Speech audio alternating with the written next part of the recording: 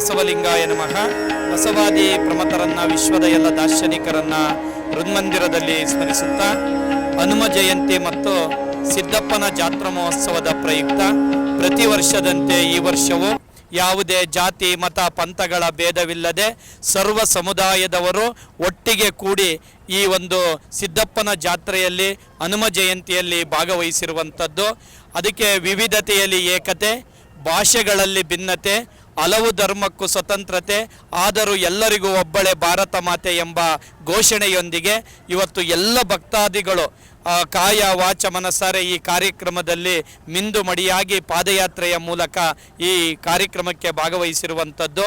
ಇವತ್ತು ವಿಶೇಷವಾಗಿ ಶ್ರೀರಾಮನ ಒಂದು ವಿಶೇಷವಾಗಿರುವಂಥ ನಾಟಕವನ್ನು ಆಡುವಂಥದ್ದು.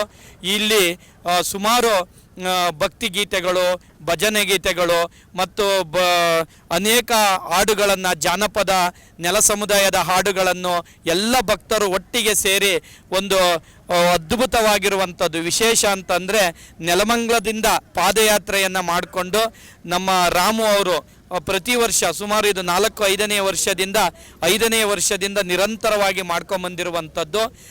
ಶ್ರೀರಾಮನ ಮಾಲೆಯನ್ನು ಧರಿಸುವುದರ ಮೂಲಕವಾಗಿ ನೆಲಮಂಗಲದಿಂದ ಬೆಳಗ್ಗೆ 6 ಗಂಟೆಯಿಂದ ಸಂಜೆ 6 ಗಂಟೆವರೆಗೆ ತಲುಪುವಂಥ ಒಂದು ಯೋಜನೆ. ಇದರ ಜೊತೆಗೆ ನಮ್ಮ ಜಿಲ್ಲಾ ಅಧ್ಯಕ್ಷರಾಗಿರುವಂತಹ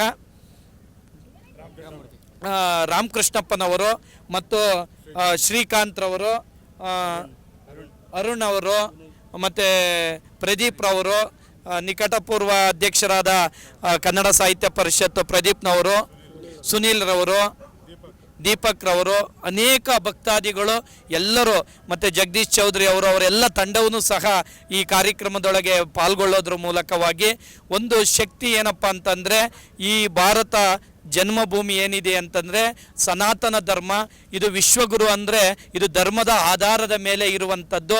ಇದಕ್ಕೆ ನಾವೆಲ್ಲರೂ ಕೈ ಜೋಡಿಸುವುದರ ಮೂಲಕವಾಗಿ ಒಂದು ಶಕ್ತಿಯನ್ನು, ಪ್ರದರ್ಶನವನ್ನು, ಅಂದರೆ ಧರ್ಮದ ಒಂದು ಅವಿಭಾಜ್ಯ ಅಂಗವಾಗಿ ಇವತ್ತು ಈ ಕಾರ್ಯಕ್ರಮದಲ್ಲಿ ಭಾಗವಹಿಸಿರುವಂಥದ್ದು.